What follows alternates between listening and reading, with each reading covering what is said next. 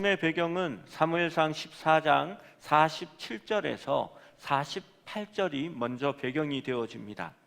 사울이 이스라엘 왕위에 오른 후에 사방에 있는 모든 대적 곧 모압과 암몬 자손과 에돔과 소바의 왕들과 블레셋 사람들을 쳤는데 향하는 곳마다 이겼고 용감하게 아말렉 사람을 치고 이스라엘을 그 약탈하는 자들의 손에서 건졌더라라고 기록합니다. 사울이 지금 승승장구하고 있습니다. 이때의 사울은 사무엘을 통하여 모세 시대 때 예언된 아말렉 족속을 멸절시키라는 특별한 임무를 맡게 됩니다. 내가 아말렉을 없이 하여 천하에서 기억도 못하게 하리라. 하나님은 분명하게 말씀하셨습니다. 또한 여호와가 아말렉과 더불어 대대로 싸우리라 하셨습니다. 아말렉이 이스라엘에게 악한 일을 행하였고 하나님의 일을 방해했기 때문입니다. 지금 사울의 주가는 주변 나라에 대한 승리로 매우 높아져 있었고 이 임무를 수행하기에 더할 나위 없는 타이밍이었습니다. 사울은 지금 가서 아말렉을 쳐서 그들의 모든 소유를 진멸하되 남녀와 소아와 젖먹는 아이와 우양과 낙타와 나귀를 죽이라 하셨나이다. 그러한 명령을 받았습니다. 이러한 종류의 전쟁을 헤렘이라고 말합니다. 이는 주님의 가장 엄중한 심판 아래 놓인 민족에게만 행하여집니다. 이 임무는 엄숙하고 거룩한 것이었는데 이를 수행하는 이스라엘 사람들은 주님의 심판을 집행하는 역할을 하는 사람들입니다. 이것은 자신에게 속한 전쟁이 아니라 하나님께 속한 전쟁이었기 때문입니다. 군사들은 노예를 얻거나 전리품을 획득하는 일에 어떠한 이득도 취하지 못하게 됩니다. 이는 온전히 하나님께 번제를 드리는 아론의 반차 제사장처럼 번제는 어떤 것도 남기지 않고 모든 것을 태워 하나님 앞에 드리듯이 이 헤렘의 전쟁도 마찬가지입니다. 이 엄숙한 임무를 위해서 21만 명이 집결합니다. 이 대규모 공격은 성공적이었고 포로를 잡지 않기로 했기 때문에 붙잡힌 아말렉 사람들은 칼날로 모두 진멸하였습니다. 그런데 완전한 것은 아닙니다. 문제의 여지가 남아 있습니다. 15장 9절 말씀을 함께 읽어봅니다. 시작. 사울과 백성이 아각과 그의 양과 소의 가장 좋은 것 또는 기름진 것과 어린 양과 모든 좋은 것을 남기고 진멸하기를 즐겨 아니하고 가치 없고 하찮은 것은 진멸하니라. 하나님의 말씀대로 순종했습니까? 아닙니다. 선택적인 순종을 합니다. 말씀에 사울과 백성이라고 주어로 이렇게 주어를 색깔 있는 것으로 표시해 두었습니다. 주어를 잘 살펴보아야 합니다. 왜냐하면 사울은 교묘하게 나중에 주어를 바꾸기 때문입니다. 그는 책임 전가를 합니다. 명백하게 하나님의 명령을 어긴 행위였습니다. 그들은 아각과 그의 양과 소의 좋은 것 또는 기름진 것과 어린 양과 모든 좋은 것은 남기고 진멸하기를 즐겨하지 않았습니다. 가치 없고 하찮은 것들은 많이 진멸했을 것입니다. 그러면 왜 아각은 죽이지 않고 남겨놓았을까요? 당시 고대 근동의 방식에 따라 백성들 앞에 왕의 위험을 높이는 조롱거리로 사용하려고 했을 겁니다. 여러분, 삼손이 어떻게 나중에 되었습니까? 두 눈이 뽑히고 결박당하여서 사람들 앞에 조롱거리가 되게 됩니다. 여러분, 왕들은 잡히면 그냥 두는 것이 아니라 머리를 다 깎이우고 벌거벗기고 엄지손가락과 엄지 발가락을 자르고 혹은 손가락을 다 잘라버려서 인간의 존엄 보이지 못하게 하는 그러한 방식으로 사람들의 구경거리를 만들어 버립니다. 대체 누구냐? 왕이 승리해서 끌고 온 다른 나라의 왕이다라는 것을 사람들로 하여금 드러내게 하는 것입니다. 사울은 이기적인 선택적 순종을 합니다. 이러한 자신을 위한 선택적 순종은 하나님을 섬긴다는 명분으로 스스로를 높이고 이익을 추구하려는 시도이며 역사 속에서 수없이 반복되어 온 그러한 일입니다. 이 일에 대하여 우선 하나님께서는 슬퍼하셨습니다. 하나님의 말씀이 사무엘에게 임하셨습니다. 15장 11절 말씀입니다. 내가 사울을 왕으로 세운 것을 후회하노니 그가 돌이켜서 나를 따르지 아니하며 내 명령을 행하지 아니하였음이니라 하신지라. 사무엘이 근심하여 온 밤을 여호와께 부르짖으니라 라고 말합니다. 우리 성경에는 사울을 왕으로 세운 것을 후회했다라고 말합니다. 이 똑같은 단어가 번역된 것이 창세기 6장 7절 말씀입니다. 하반절에 보면 내가 그것들을 지었음을 한탄함이니라고 기록되어 있습니다. 저는 이 단어가 한탄하다, 슬퍼하다라는 표현으로 번역되는 것이 옳다고 봅니다. 특별히 하나님에 대해서는 더욱더 그러합니다. 왜냐하면 민수기 23장 19절에 하나님은 사람이 아니시니 거짓말을 하지 않으시고 인생이 아니시니 후회가 없으시도다라고 성경에 기록되어 있기 때문입니다. 저는 예전에 신학 공부를 하기 전에 말씀을 보면서 이 말씀이 늘 거슬렸습니다. 하나님은 후회가 없다고 해놓고는 후회하신다고 적어 놓으면 어떻게 되냐? 성경이 왜 이게 아구가 맞지 않아서 서로 부딪히냐라는 생각이 들었기 때문입니다. 여러분, 그냥 번역을 할 때에 잘못 번역을 해온 것입니다. 이 표현을 사용한 것은 주님께서 사울이 스스로 내린 선택에 대하여 깊이 슬퍼하셨고 하나님 스스로 고통을 겪으셨음을 시사합니다. 즉 사울의 불순종은 하나님의 한탄의 원인이셨으며 하나님은 이를 아파하셨습니다. 사울의 부분적인 순종은 당시 사람에게는 용납될 수 있었는지 모르지만 하나님은 분명히 이렇게 평가하셨습니다. 이는 나를 따르지 아니하며 내 명령을 행하지 아니함이다 라고 하셨습니다. 적당하고 부분적인 순종은 불순종이며 하늘에서는 하나님의 슬픔이요 땅에서는 고통과 손실을 가져오게 되는 것입니다. 사무엘은 온 밤을 여호와께 부르짖고 새벽녘에 일어나 사울에게 하나님의 말씀을 전하러 나섰습니다. 갈멜에 이르렀지만 사울은 길을 돌이켜 길갈로 내려갔고 사무엘도 길갈로 따라갑니다. 사무엘이 길갈에 이르자 사울이 먼저 이렇게 말합니다. 내가 여호와의 명령을 행하였나이다. 그런데 사무엘은 이렇게 말합니다. 그러면 내 귀에 들리는 이 양의 소리와 내게 들리는 소의 소리는 어찌 됨이냐라고 말합니다.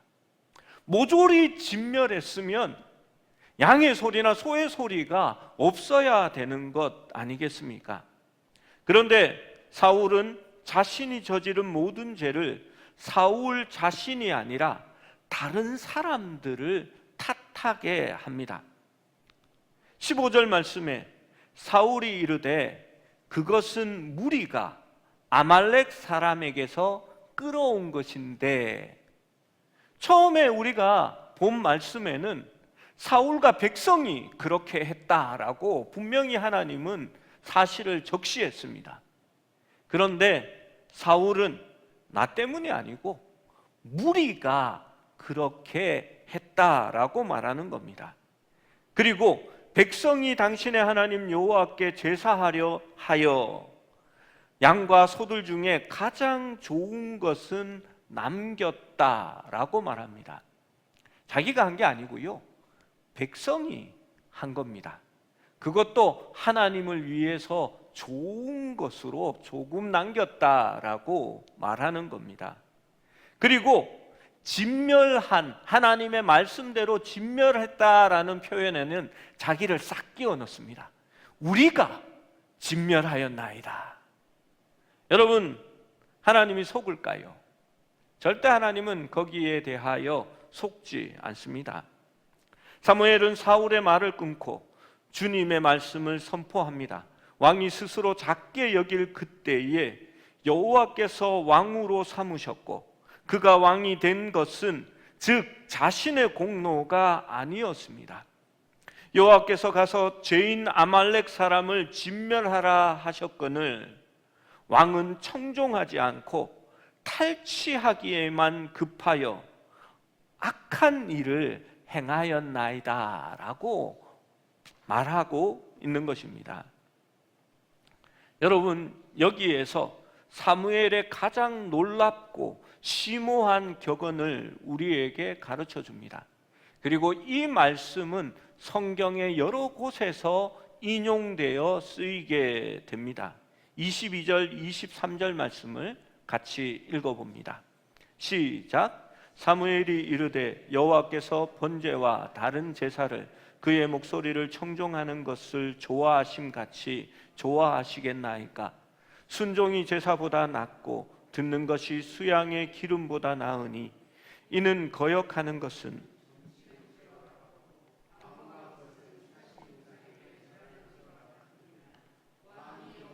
말씀을 버렸으므로 여호와께서도 왕을 버려 왕이 되지 못하게 하셨나이다 하니, 너무나 우리가 잘 알고 있는 말씀입니다. 순종이 제사보다 낫다. 이 진리는 더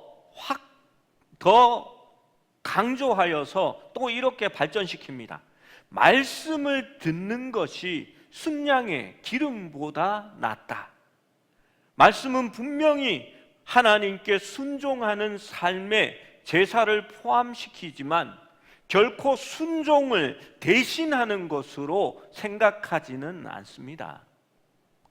여러분, 참된 그리스도인은 제사를 지내며 종교 생활을 하는 사람이 아니라 하나님의 말씀에 순종하는 사람이 그리스도인인 것입니다. 세 번째로, 거역하는 것, 말씀을 거역하는 것은 고의적인 불순종, 즉 사형에 해당하는 점술만큼 심각한 죄라 말합니다. 여러분, 구약의 율법에서 점술은 죽이라고 얘기합니다. 그들은 살려주지 않습니다. 점보러 가는 것, 그냥 재미로 한번 봤습니다 라는 게 아니라요, 하나님은 그것을 매우 싫어하십니다. 그리고 완고한 것은, 고집이 세고 스스로 교만하고 높이는 것은 우상 숭배와 동등하다라고 선언합니다. 교만하고 완고한 것은 자신의 의지를 하나님보다 높이는 것이기 때문입니다. 우상을 높이고 숭배하는 것과 다를 바가 없습니다. 그 우상의 자리에 말씀보다 내가 더 중요하고 내 감정이 더 중요하고 내가 하나님보다 높아져 있기 때문에 우상을 섬기는 것과 다를 바가 없다라고 말씀하신 겁니다. 하나님은 사울을 꿰뚫어 보고 계십니다. 사울이 교만하여 스스로를 높이고 있다라는 것은 12절의 말씀을 통하여서 다시 한번 확인할 수 있습니다.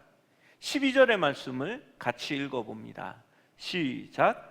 사무엘이 사울을 만나려고 아침에 일찍이 일어났더니 어떤 사람이 사무엘에게 말하여 이르되 사울이 갈멜에 이르러 자기를 위하여 기념비를 세우고 발길을 돌려 길갈로 내려갔다 하는지라.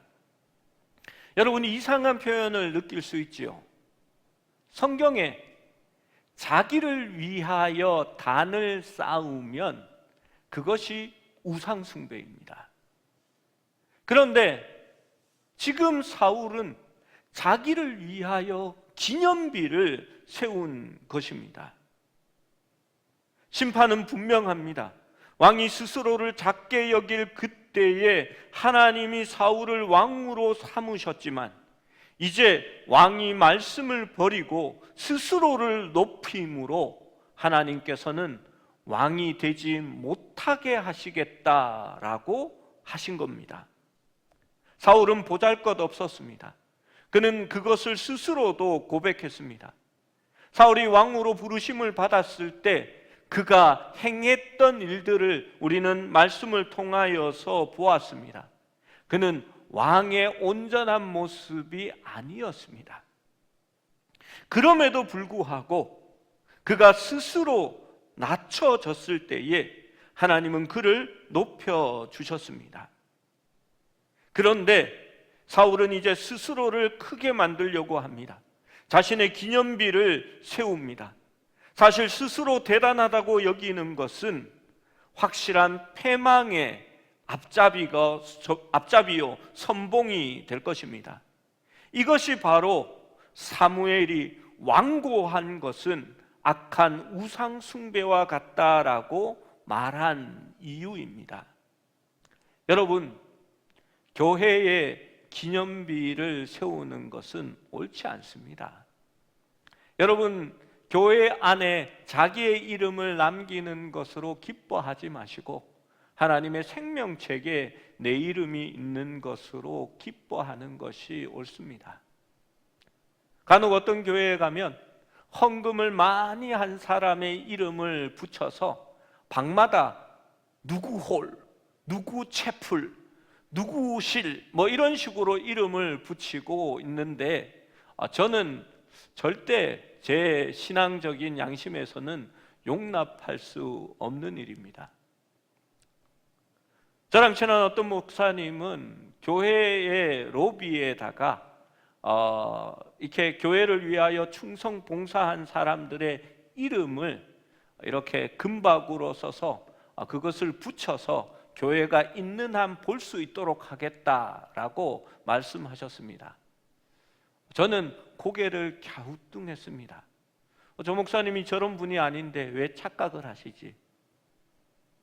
여러분, 자기를 기념하여 세우면 사람들은 어떨지 몰라도 하나님은 그것을 기뻐하지 아니하십니다. 오히려 하나님 앞에 영광을 돌리고 하나님을 찬양하는데 그 영광을 돌려드리는 데에 힘쓰는 것이 옳기 때문입니다.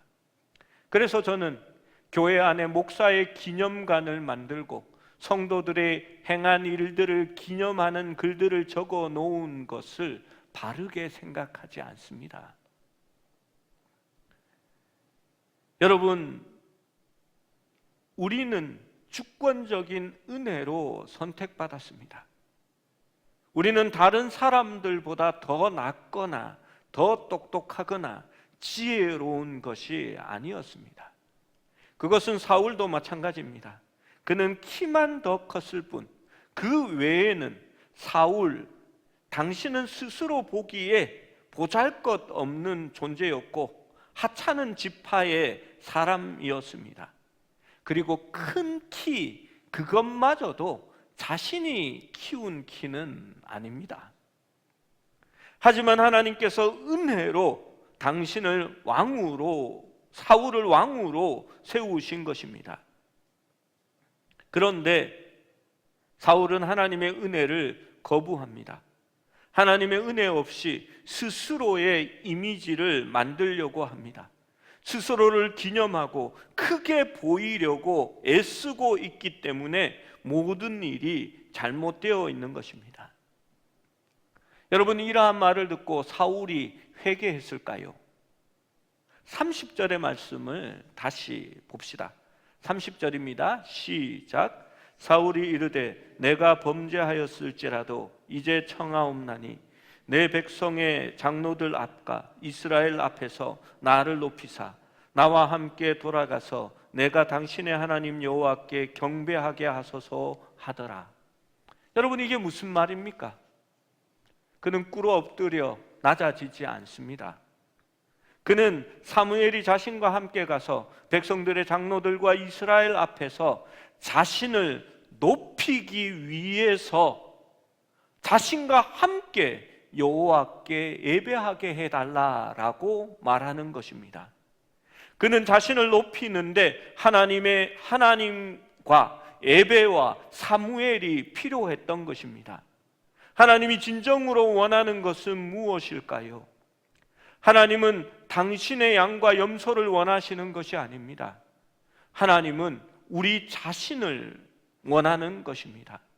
바로 당신이 순종하고 변화되기를 원하시는 겁니다. 종교심은 쉽게 자기 기만의 일부로 사용되게 됩니다. 때로는 많은 사람들을 속일 수 있습니다. 하나님 앞에 열심히 종교 생활하는 것, 제사를 드리는 것으로 내가 좀 나은 사람으로 보일 수 있기 때문입니다. 그런데 자기 자신도 거기에 속아 넘어갑니다. 사무엘의 귀에는 살찐 양과 기름진 소의 울음소리가 들리는데 사울에게서는 들리지 않습니다. 선택적인 청각을 가지고 있기 때문이고 듣고 싶은 소리만 듣는 특별한 은사를 가졌기 때문입니다. 이사야는 이렇게 말합니다. 들어도 듣지 못하며 보아도 깨닫지 못한다라고 말하는 것입니다. 내가 하는 봉사와 공예배 출석과 헌금 생활이 불순종을 가리고 길을 막고 있다고 생각할 수 있어야 합니다. 흔히 많은 사람들이 자기가 하는 종교 생활을 빗대어서 누구는 그런 것도 하지 않는데 그런 사람이 무슨 장로냐 권사냐 그런 이야기를 합니다. 여러분, 그렇지 않습니다. 그것으로 신앙을 판단하는 것이 아니라 하나님의 말씀을 얼마나 청종하고 하나님의 뜻대로 살아가느냐가 진짜 그리스도인됨을 이야기하기 때문입니다. 저는 싸우는 교회가 어떻게 무너지는지 보았습니다. 그래서 늘 용서와 사랑을 강조합니다. 성찬식 때마다 화해하고 용서하지 않으면 성찬을 받지 말라고 해도 아무도 받지 않는 사람은 보지 못했습니다. 그래서 용서했구나, 이제 화해했구나, 야 우리 교회가 이제 온전하게 서겠구나, 이제 부흥하겠구나, 성찬식 때마다 기대를 가집니다. 그런데 그 순종도 선택적 용서와 선택적 사랑을 하기 때문에 여러분, 그것은 불순종입니다. 내가 다 좋아하는데, 나는 다 사랑하는데 누구는 절대 나는 용서를 못해. 여러분, 그게 선택적 순종이라는 말입니다. 여러분, 우리는 그것을 선택적 순종이라고 말하지만 하나님은 오늘 말씀에 불순종이라고 말하고 있습니다. 그래도 다른 일은 열심히 하고 예배도 잘 드리고 봉사도 열심히 하고 예배도 잘 드리니까 그러면 되었다라고 생각하십니까? 그런 생각에 하나님이 말씀하시는 것이 바로 이 말씀입니다. 순종이 제사보다 낫고 듣는 것이 수량의 기름을 바치는 것보다 낫고 거역하고 완고한 것은 우상 숭배와 같기 때문이다. 여러분, 이 말씀이 쉬운 말씀이 아닙니다. 저에게도 선택적 순종이 있기 때문입니다. 제가 잘하고 강조하는 것은 자신이 있습니다.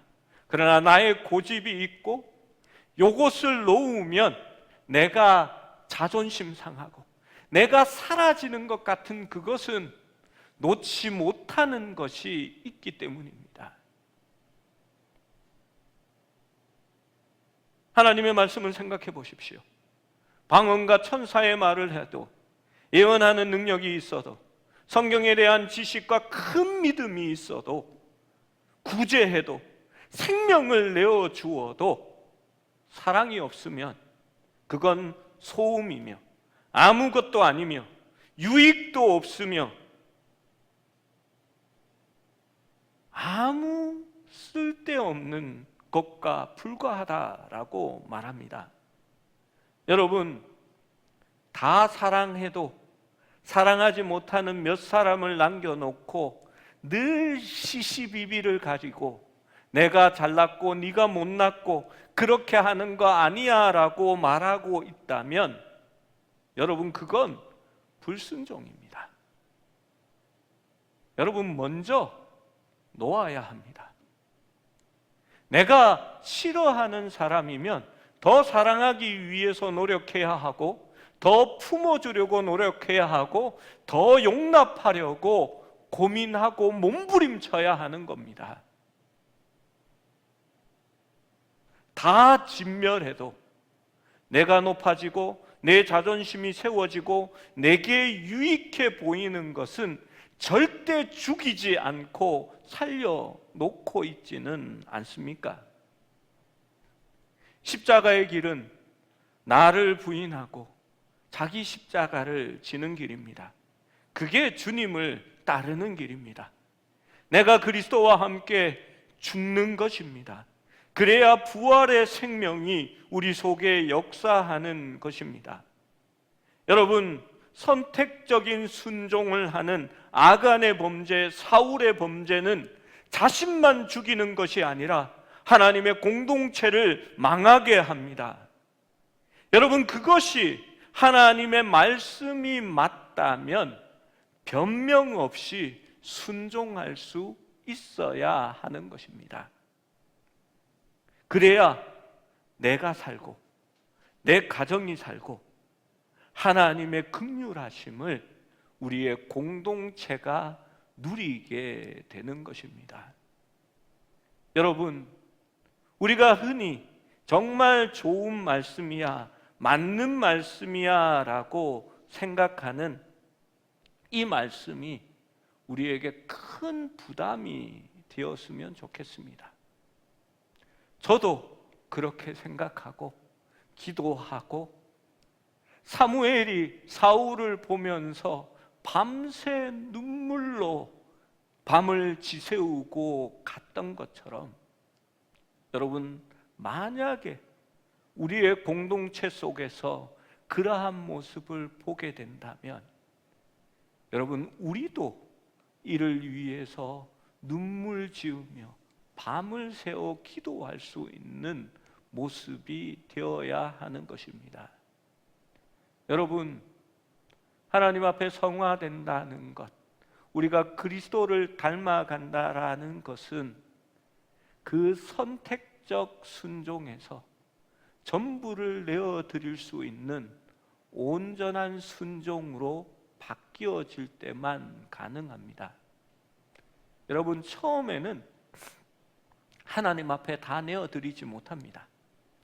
하나님, 내가 주님의 은혜를 알았습니다. 그 구원이 정말 놀랍고 크군요. 하나님, 내가 요거 조금 하나님 앞에 바칠게요. 고맙습니다. 그렇게 시작하지요. 좀 더 시간이 지나고 하나님의 놀라운 은혜가 우리 속에 우리를 파묻기 시작합니다. 그러면 그때 이렇게 말합니다.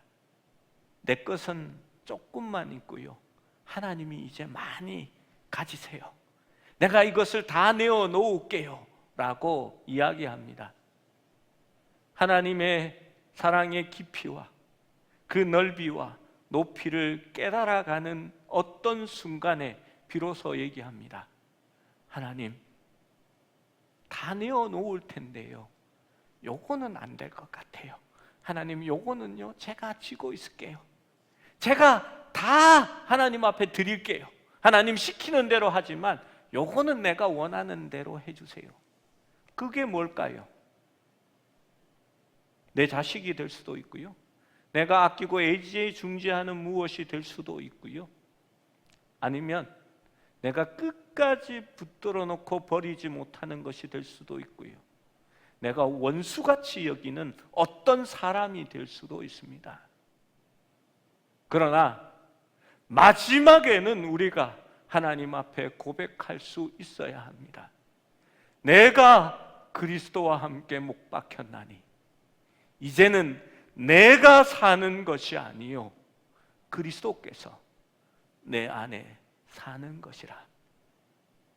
내가 사나 죽으나 주의 영광을 위하여 살아가는 것이다 라고 말할 수 있을 때에, 그때가 바로 우리가 선택적 순종에서 벗어나서 온전히 주님만을 쫓아가는 그러한 사람이, 성도가 되어지는 겁니다. 여러분, 우리의 신앙은 열매로 알게 되는 겁니다. 그 열매는 성령의 열매를 말하는 겁니다. 나의 소욕, 나의 욕망, 나의 이기심이 살아있으면 육체의 열매가 우리를 통하여 맺게 되어집니다. 그 육체의 열매는 무엇입니까? 분냄과 다툼과 시기와 교만들, 우리 성경에 나타난 그러한 것들이 우리 가운데 나타나게 되는 겁니다. 그러면 우리가 성령을 쫓아 행할 때에 성령의 열매는 무엇입니까? 바로 성령의 9가지 열매가 사랑과 희락과 온유와 자비와 양성과 충성과 절제, 또 하나가 빠졌다. 제가 늘 이렇게 하나를 빼먹습니다. 오래 참음? 네. 그것이 성령의 열매입니다. 여러분, 내 열매가 아니고요, 하나님의 열매가 비로소 나에게 맺혀지는 겁니다. 여러분, 그 열매를 맺는 방법은 내가 그리스도 안에 있고 그리스도의 말씀이 내 안에 있을 때야만이 맺혀지게 되는 겁니다. 여러분, 에릭 리드, 나는 주일에는 뛰지 않습니다 라고 말했던 그 에릭 리들이 나중에 중국의 선교사로 가서 선교하다가 포로 수용소에 갇힙니다.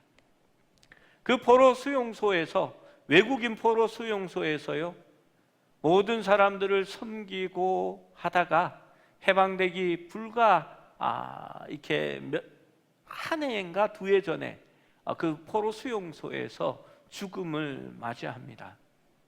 모든 사람을 섬기고 아낌없이 자기를 내어줍니다. 에릭 리들의 마지막 유언이 무엇이었냐 하면요, 그 자기를 마지막에 돌봐주던 간호사 애니에게, 애니, 나는 완전한 순종을 하기를 원했습니다 라고 그렇게 고백하고 숨을 거두게 됩니다. 여러분, 그냥 선택적인 순종은 없습니다. 순종은 전부를 요구합니다. 사랑하는 여러분, 주님 앞에 온전히 전부를 드리는, 하나님을 어떻게 사랑합니까?